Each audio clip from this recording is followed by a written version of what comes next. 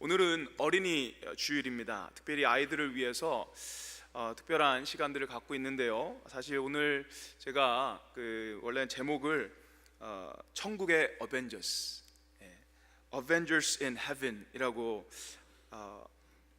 설교를 하려고 했습니다.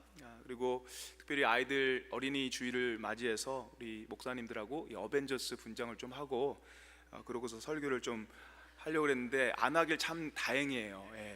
일부 예배 어벤져스 아시는 분 손 들어보세요 했더니 몇 분이 안 계시더라고요. 큰일 날 뻔했습니다.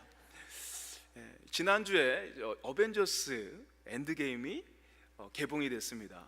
이렇게 고개를 끄덕이시는 분도 계시는데요, 아직까지 이게 뭔지 모르시는 분들이 좀 계실 것 같아요. 혹시 어벤져스 가신 분들 손 한번 들어주시겠어요? 다행이네요. 분장 안 하고 오기를. 얼마나 생뚱맞을까, 저 사람이 뭘 하고 있을까라는 생각을 할 거예요. 어벤져스 이 영화가 굉장히 대단한 영화입니다. 이 시리즈로 나왔고요. 2008년 아이론맨을 시작으로 해서 지금까지 한 22개의 영화가 이제 만들어졌습니다. 이 어벤져스 영화 이 제작비에 대한 기사를 이제 봤습니다. 제작비를 봤더니요, 이 제작비가 미화로 총 5억 5,600만 달러입니다. 한국 돈으로 6,450억 원이 들었어요. 투자. 이것을 투자한 거예요. 그리고 영화가 개봉이 됐습니다. 지난주에 개봉돼서 한 일주일 지났는데요, 그저께까지 제가 확인을 해봤는데 일주일이 지나서 벌어들인 수익이 총 17억 8,579만 달러. 이게 좀 피부로 오세요? 이게 얼마나 이게 천문학적인 숫자죠. 한국 돈으로 2조 893억 원입니다. 그러니까 3조에 달하는 돈이 벌어들여진 거예요. 일주일밖에 안 됐는데 벌써 그분들이 투자한 그 돈의 한 4배 가까운 돈이 벌써 벌어진 겁니다. 거기에다 이제 캐릭터 상품, 장난감, 옷, 식품, 음료수, 그런 로열티를 따지게 되면 앞으로 계속해서 엄청난 수익을 낼 것으로 생각됩니다. 여러분, 이 슈퍼히어로 영화들이 계속해서 나와요. 근데 슈퍼히어로 나오는 이 영화를 보면 참 사람들이요 굉장히 좋아해요. 사람들이 열광을 한다고 할 수 있습니다. 아이들뿐이 아닙니다. 어른들도 이것을 굉장히 좋아합니다. 우리 교회는 좋아하는 분들이 많이 안 계세요. 근데 원래 되게 좋아해요. 보통 분들은 그냥 어벤져스 얘기하면 그냥 눈이 딱 이렇게 되시는 분이 딱 우리 전 장로님 뿐이 안 계세요. 다른 분들이 이게 아직도 뭔지 모르세요. 아직 제가 그림과 어떤 그런 걸 좀 보여드리면 참 좋을 텐데, 어쨌든 이 어벤져스라는 영화가요 참 좋은 작품이라고 얘기를 합니다. 아이들뿐만 아니라 어른들이 봐도 너무너무 좋은 그런 영화라고 얘기합니다.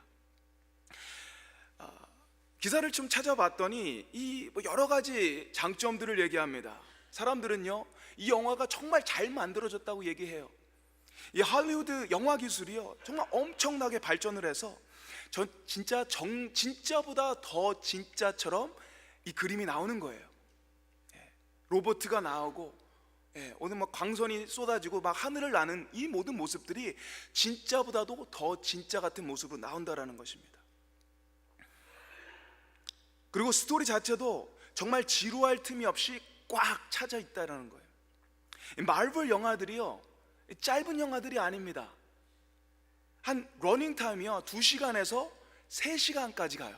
요번에 엔드게임이 3시간하고 1분이죠. 짧은 영화가 아니에요. 그럼에도 불구하고 그 긴 시간을 사람들은 긴장을 하면서 집중을 하면서 보게 된다고 합니다. 어떤 사람들은 이 개봉하자마자 이걸 보려고 가는데 3시간인 걸 안 거예요. 가기 전에 모든 거를 다 비우고 가는 거예요. 마음도 비우고 속도 비우고 음료수 절대 안 마시고요. 이게 예배하는 마음이 이래야 된다고 생각해요. 다 다 비우고 정말 예배할 때는 정말 예배만 하는 거죠. 화장실도 안 가고 음료수도 안 먹고 이거 하는 것 자체가 이 어벤져스 이 무비에 대한 예의가 아니다라는 얘기를 하는 겁니다. 정말 뛰어난 영화입니다. 그래픽이면 그래픽, 스토리면 스토리, 어떤 연기면 연기, 모든 게 정말 뛰어난 영화입니다. 제 나름대로 이 슈퍼히어로 영화가 왜 이렇게 사람들이 좋아하고 인기가 있는지 평가를 한번 해봤습니다. 제 스스로 한 평가입니다. 제 주관적인 평가예요. 슈퍼히어로 영화들을 보면서 사람들은요, 마음속에 있는 히어로의 로망이 채워진다는 사실, 사람들이 가지고 있는 히어로의 로망이 있다라는 거예요. 히어로에 대한 판타지가 있다라는 겁니다. 정의를 위해 악과 싸우고 악한 자들을 물리치고 아무런 조건 없이 힘든 사람들, 약한 사람들, 그 사람들을 구해주고, 그런 히어로들에 대한 로망. 남성분들은 특별히 어렸을 때 이 슈퍼히어로가 되고 싶은 그런 욕망들이 분명히 있었을 것입니다. 그래서 보자기를 메고 장롱 위로, 쓰레기통 위로 올라가셔서 뛰어내리셨던 경험들이 분명히 있으실 거예요. 슈퍼히어로가 악당들과 맞서서 싸우고 위기에 있는 사람들을 구해주고는 호련히 사라지는 그런 정의로운 슈퍼히어로가 되는 것을 여러분 상상해 보신 분들이 분명히 있으실 것입니다. 그런 로망이 있다라는 거예요. 마블 영화를 보면 우리 마음속에 있는 이 슈퍼히어로에 대한 로망이 충족이 되는 거예요. 그런 즐거움이 있다라는 것입니다. 현실에서 살 때는 불의가 정의를 이길 때가 있어요. 불의가 정의를 짓밟을 때가 있다라는 것입니다. 그 가운데 아무것도 할 수 없는 나약한 모습, 너무나 작은 나의 모습에 비해서 이 영화에 나오는 이 슈퍼히어로는 아무리 불리한 상황 속에서도, 아무리 힘들고 열악한 상황 속에서도 불의를 물리치고 정의를 실현시킨다라는 거예요. 우여곡절이 있지만 결국 선이 악을 이긴다. 그런 모습을 보면서 사람들은 이 카타르시스를 느끼는 것인 것 같아요. 대리만족을 하는 것 같습니다. 네, 여러분, 2000년 전에 오늘 본문에 나온 제자들도요, 이런 히어로에 대한 로망이 있었던 것 같습니다. 많은 사람들이요, 히어로를 찾았어요. 히어로에 대한 열망이 있었다라는 거예요. 로망이 있었다라는 거예요. 로마의 치하에서 또 사회의 많은 불의와 부조리를 겪으면서 나는 아무것도 할 수 없는 나약한 존재인데, 그 어떤 사람이 슈퍼히어로처럼 등장을 합니다. 그분이 누구죠? 예수 그리스도죠. 그 예수 그리스도가 병든 자를 낫게 하십니다. 죽은 자도 일으키십니다. 귀신을 내어 쫓습니다. 오병이어 5개의 빵과 2개의 물고기로 5,000명을 먹이시는 기적을 베푸십니다. 폭풍도 그의 말 한마디에 잠잠해집니다. 바리새인들, 사두개인들, 율법학자들, 군인들, 사회에서 권위가 있고 힘 좀 있는 사람들 앞에서도 여전히 예수님은 당당하게 그의 할 말을 하시는 분입니다. 카리스마가 넘치는 분이죠. 그 예수님을 보면서 많은 사람들이, 특별히 제자들이, 예수님이야말로 우리가 기다리고 기다렸던 우리를 구원할 메시아다라는 확신을 가지게 됩니다. 그리고 머지않아 이 예수님은 로마 정권을 뒤엎고 이스라엘 사람들이 그렇게도 원했던 다윗 왕국을 재건할 것이다라는 확신을 가졌습니다. 그들이 그것이 가지고 있는 믿음이었어요. 신념이었어요. 고정관념 같은 거였어요. 사실 예수님은 유대인들만을 위해 오신 분이 아니시죠. 그들만의 메시아가 아니시죠. 그분은 모든 사람들, 올 인류를 위해 오신 분이십니다. 올 인류의 죄를 짊어지시고 돌아가신 분, 그래서 우리를 살리신 분, 그분이 예수 그리스도죠. 예수님께서 이 사실에 대해서 몇 번에 걸쳐 제자들에게 얘기를 했습니다. 하지만 이 사람들은 그게 들리지 않는 거예요. 제자들은 그 얘기를 들어도 그걸 귀에 귀담아 듣지 않습니다. 제자들은 계속해서 거대한 로마 제국을 무너뜨리고 거기에 예수님께서 왕이 되시는 그 나라가 조금 있으면 도래할 것이다, 그런 기대에 가득 차 있는 시점입니다. 그래서 예수님의 제자가 된다라는 것, 그와 함께 사역을 한다라는 것, 그것에 굉장한 자부심을 그들이 느꼈어요. 주님을 따라다니는 것 자체가 너무 좋았습니다. 주님을 위해 일한다라는 자체가 너무 감사했어요. 그런 그들이, 그런 배경을 갖고 있는 그들이요, 오늘 본문에서 논쟁을 하고 있습니다. 이유가 뭐죠? 그들이 흥분을 하고 소리를 높여 논쟁을 한 이유가 무엇입니까? 서로 높아지고 싶은 마음 때문이라고 해요. 얘기합니다. 서로 높아지고 싶은 그런 마음 때문에 서로 소리를 높여 언쟁을 했던 사실이 오늘 본문에 나옵니다. 그들이 정말 왜 싸웠을까요? 좀 더 자세하게 생각을 하면, 좀 더 자세히 이 사건에 대해서 우리가 연구를 하게 되면, 묵상을 하게 되면요, 이랬을 것 같아요. 사실 이 부분에 대해서 성경은 그렇게 많이 얘기하지 않습니다. 근데 생각하고 묵상하고 이 부분에 대해서 하나님께 이걸 잘 모르겠습니다 할 때 하나님 주신 마음이 있었어요. 이들이 예수 그리스도의 그 나라가 도래한다는 그 사실, 그 배경을 가지고 그 부푼 마음에 이 사건이 일어나는 거잖아요. 그때 이 사람들이 한 얘기가 무엇이었을까요? 이랬을 것 같아요. 나는 예수님을 너무너무 사랑해. 정말 사랑해. 나는 예수님을 위해 더 헌신할 거야. 예수님을 위해서 열심히 봉사할 거야. 예수님을 위해서라면 난 무엇이든지 할 거야.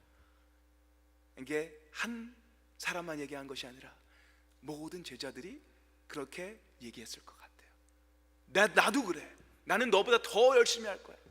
난 너보다 그런 더 열심히 있어. 더 큰 사랑이 있어. 더 큰 헌신을 할 거야. 이런 이야기를 그 사람들이 했었을 것 같아요. 이분들이요, 그냥 높은 자리를 얻고 자기만 잘 먹고 자기만 잘 살려고 그런 이기적이고 물질적인 욕심 때문에 서로 논쟁하고 싸웠던 게 아닌 것 같아요. 그들이 싸운 분명한 이유는 주님을 더욱더 사랑하고 주님의 나라를 위해서 더욱더 헌신하고 싶은 마음이 그들에게 너무 컸던 거라고 생각이 돼요. 너무 잘하고 싶은 거죠. 너무너무 큰 일을 하고 싶은 거죠. 누구를 위해서요?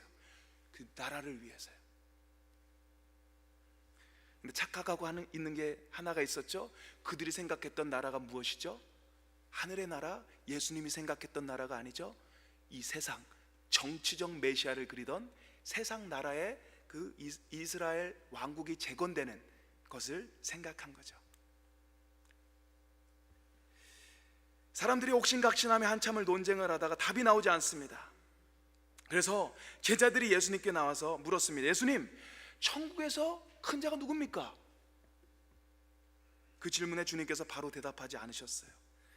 한 어린아이를 부르십니다. 그리고 그 어린아이를 제자들 가운데 세우십니다. 2절 3절 같이 보도록 하겠습니다. 제가 읽도록 하겠습니다. 예수께서 한 어린아이를 불러 그들 가운데 세우시고 이르시되 진실로 너희에게 이르노니 너희가 돌이켜 어린 아이들과 같이 되지 아니하면 결단코 천국에 들어가지 못하리라. 예수님께서는요, 천국에서 큰 자가 누구냐는 제자들의 질문에 어린아이 하나, 누군지도 몰라요. 몇 살인지도 모릅니다. 한 어린아이를 불러서 제자 가운데 세우시고 하시는 말씀이 이런 겁니다. 너희들이 지금 천국에서 큰 자 작은 자 따질 때 아니다. 너희가 돌이켜서 이 어린아이처럼 되지 않으면 결단코 천국에 들어가지 못할 것이다 얘기하는 거예요. 너네 돌이켜야 된다. 너네 바뀌어야 된다. 너희가 지금 가지고 있는 생각 가지고는 너희가 지금 가지고 있는 이 머리에 들어있는 이 사상 가지고는, 너희의 그 태도 가지고는 결코 천국에 들어갈 수 없어 라고 이야기하시는 것입니다.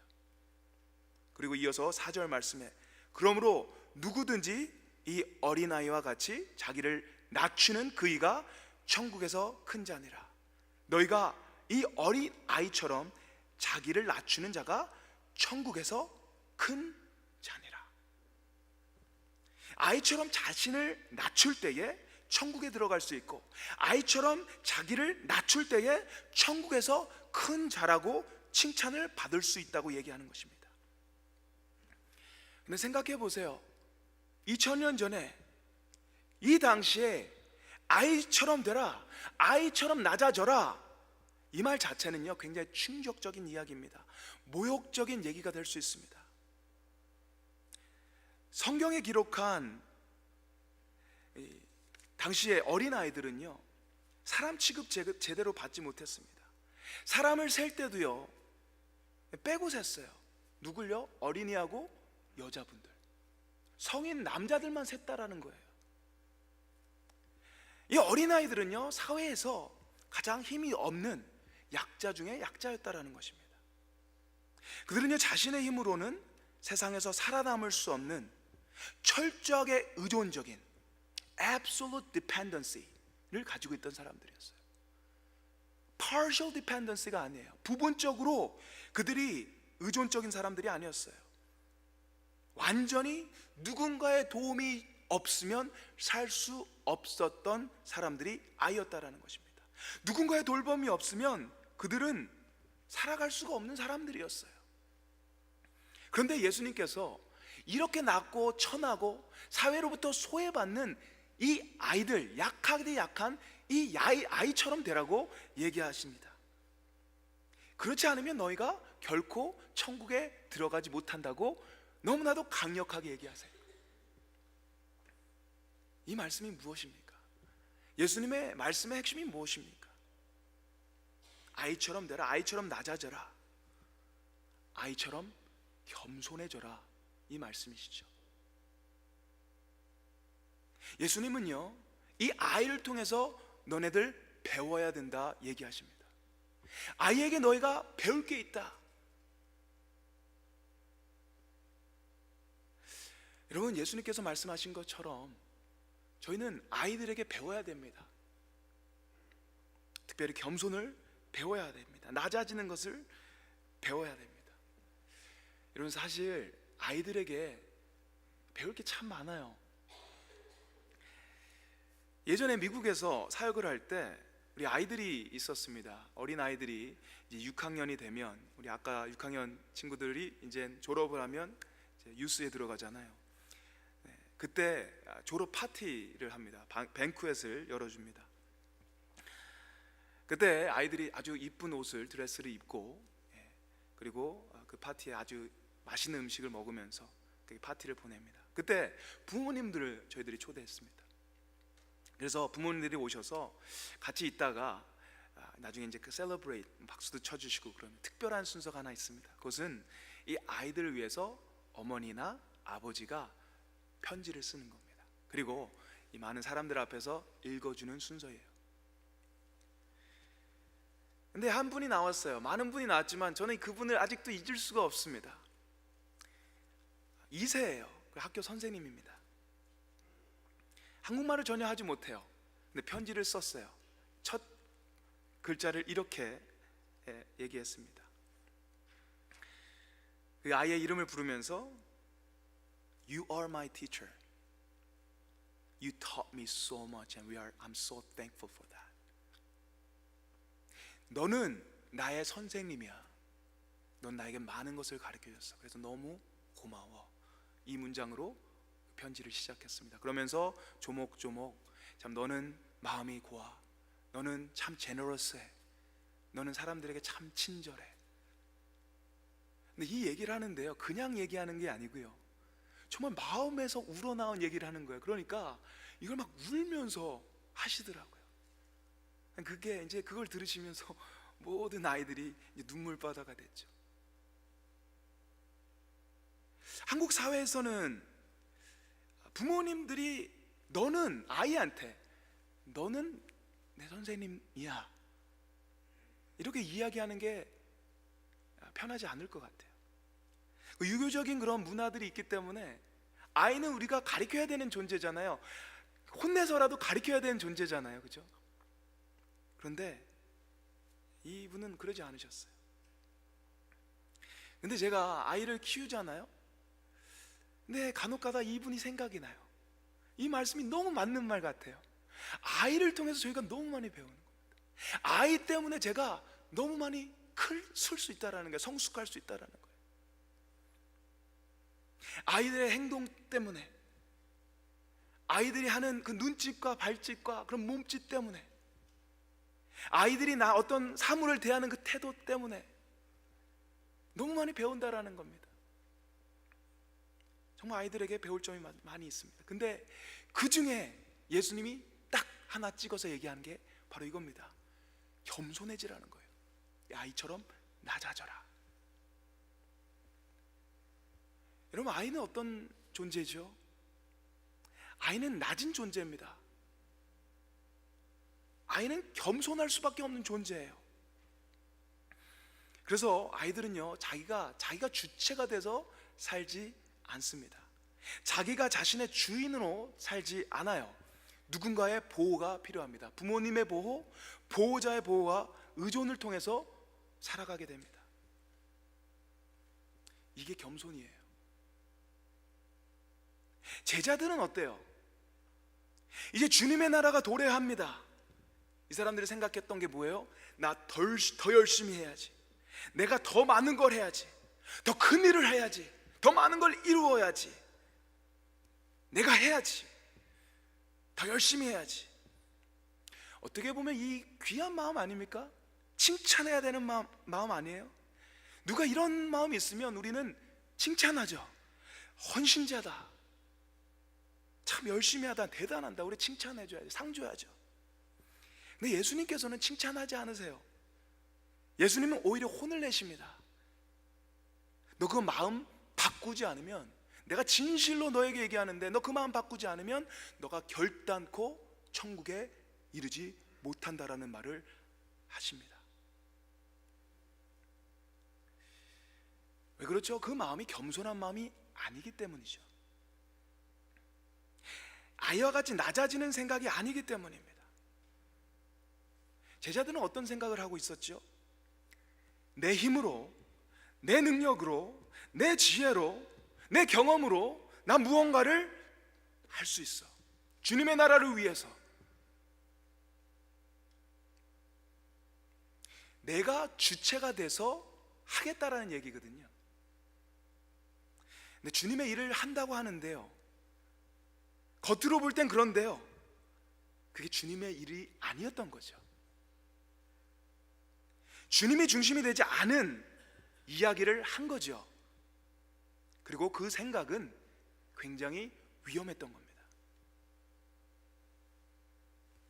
여러분, 이런 생각들 한번 잘 생각해 보세요. 내가 뭔가를 이루겠다, 내가 열심히 해서, 내가 뭘 해서 내가 이루어야지, 내 힘으로 할 수 있다라는 생각, 천국도 내 힘으로 가고 있다는 그런 생각, 어떠세요? 위험한 생각 아닙니까? 굉장히 교만한 생각이 될 수 있는 거죠. 예수님이 말씀하시는 아이의 낮은 모습, 나의 겸손한 모습은 어린아이가 부모님을 의지하는 것처럼, 보호자를 의지하는 것처럼 처음부터 끝까지 주님을 온전히 의지하는 모습, 이것입니다. 내 힘, 내 경험, 내 지혜가 아니라 오직 예수님에게 의존해서 나는 모든 것을 할 수 있어 라는 그런 마음을 고백하는 거예요. 천국도 구원도 내가 잘나서, 내가 선한 일을 많이 했기 때문에, 내가 열심히 했기 때문에, 내가 열심히 교회 다녔기 때문에 그래서 가는 것이 아니라 오직 예수님을 의지해서 갈 수밖에 없다고 고백하는 거죠. 바로 이것이 아이와 같이 낮아진 사람의 모습이라는 거예요. 아이와 같이 낮아지는 사람은 일을 하더라도, 봉사를 하더라도, 헌신을 하더라도, 선교를 가더라도 이런 마음이에요. 나는 아무것도 할 수 없는 사람입니다. 주님 없이는. 주님 없이는 나는 아무 소용이 없는, 쓸모가 없는 그런 사람입니다.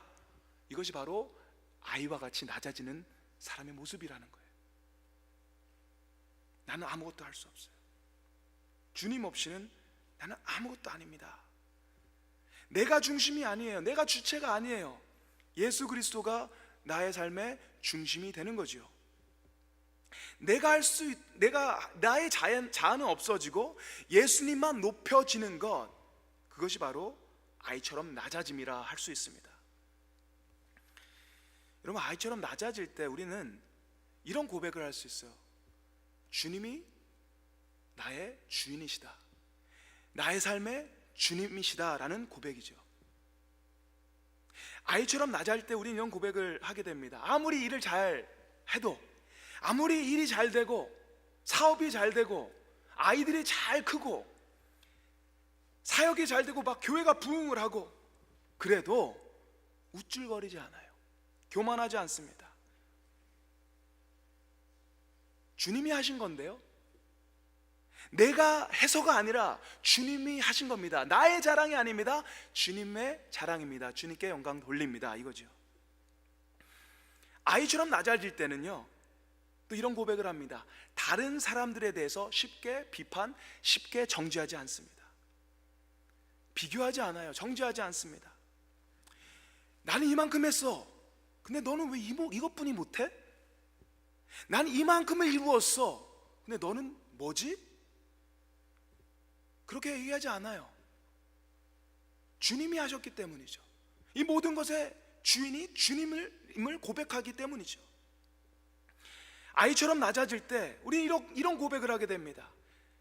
주님이 주인이 된 사람들은 아무리 일이 안 되고 실패를 하고 정말 좌절할 수밖에 없는 그런 상황 속에서도, 아이들이 잘 못 크고 건강하지 못한 그런 상황 속에서도, 가정에 문제가 있고 사업이 잘 안 되는 그런 환난 속에서도 여전히 끝까지 주님을 주님이라고 부를 수 있는 그 고백을 할 수 있다는 거예요. 그 안에서도 절망하지 않습니다. 신앙을 버리지 않습니다. 꾸준히 자기가 감당해야 될 그 십자가를 지고 나간다라는 겁니다. 묵묵하게 신실하게 나간다라는 겁니다. 다른 사람들이 무슨 말을 해도요, 주님 보고 나가는 겁니다. 끝까지 가는 겁니다. 주님 주신 소명을, 주님 주신 십자가를 가지고 끝까지 묵묵하게 신실하게 나가는 것. 아이처럼 낮아질 때, 겸손할 때 우리 이런 고백까지 할 수 있다라는 것입니다. 제자들은요, 큰 자가 되어서 더욱 헌신하고 큰 위치에서 주님의 일을 더 많이 하기를 원했던 것 같아요. 그 사람들은요, 누가 뭐래도 주님께 헌신된 사람으로 보여집니다. 여러분, 베드로의 예를 한번 들어보세요. 베드로 같은 사람은요, 정말 대단한 사람 아닙니까? 그 사람은요, 충분히 그의 목숨을 주님께 바칠 수 있었던 사람입니다. 그것은 십자가 사건 전의 말이에요. 예수님이 끌려 나가실 때 베드로가 했던 게 뭐죠? 칼을 들어서 싸우려고 했던 사람입니다. 주님의 나라를 위해서 기꺼이 칼을 들 줄 아는 사람, 칼을 들고 사람을 해칠 수도 있는 사람, 그 사람이 베드로였습니다. 마태복음 26장 51절, 예수와 함께 있던 자 중에 하나가 손을 펴 칼을 빼어, 베드로입니다.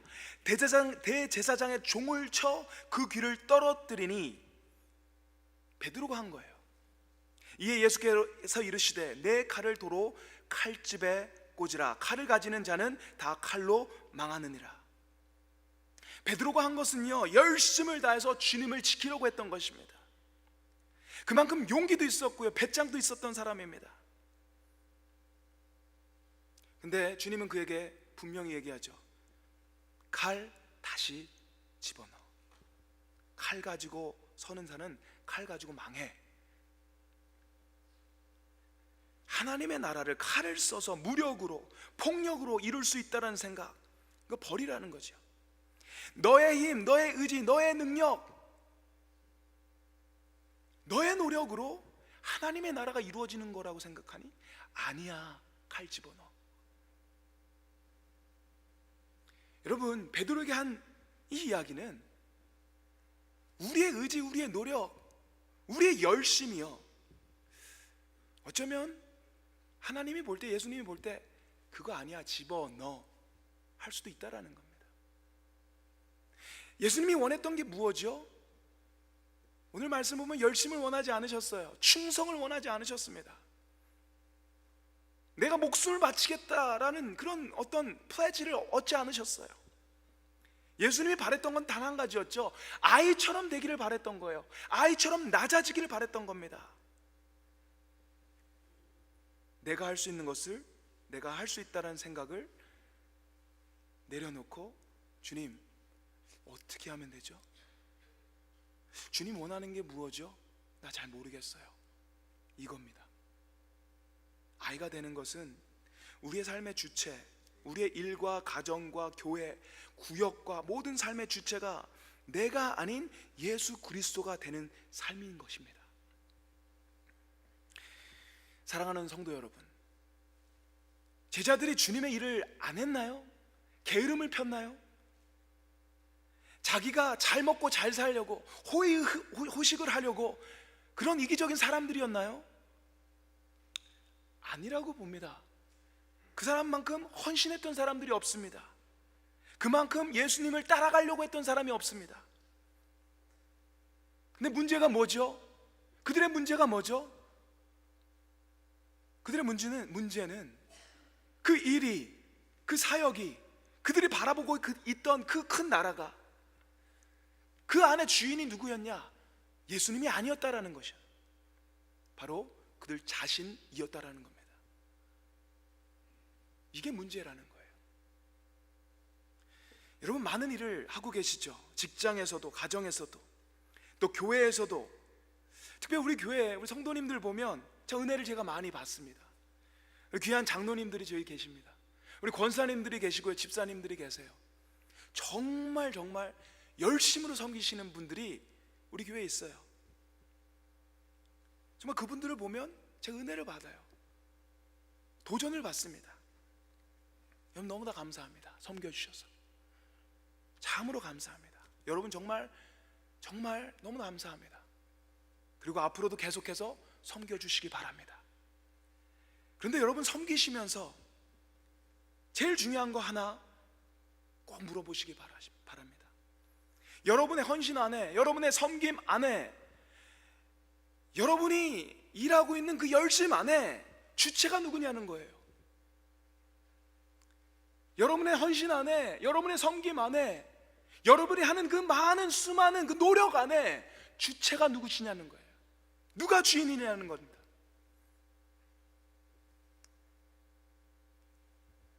우리가 일을 많이 할 수 있어요. 많이 섬길 수 있습니다. 그리고 사람들은 그것을 보고 헌신자다, 사역자다 얘기할 수 있습니다. 사명자다. 근데 주님은 바로 아시겠죠. 여러분의 섬김이 정말 하나님이 보실 때, 우리 예수 그리스도가 보실 때, 넌 정말 진짜야. 너의 섬김, 너의 헌신, 너의 그 열심, 그거 정말 진짜야. 정말 낮은 자의 모습으로 주님을 섬기는, 그래서 예수 그리스도가 정말 너는 천국에서도 큰 자가 될 거야 라는 그런 축복을 저와 여러분들이 꼭 누리셨으면 좋겠습니다. 여러분들 모두가 주님이 다스리는 그 나라의 큰 자가 되기를 주님의 이름으로 축원드립니다. 우리 한번 다 같이 일어나셔서 우리 한번 찬양했으면 좋겠습니다.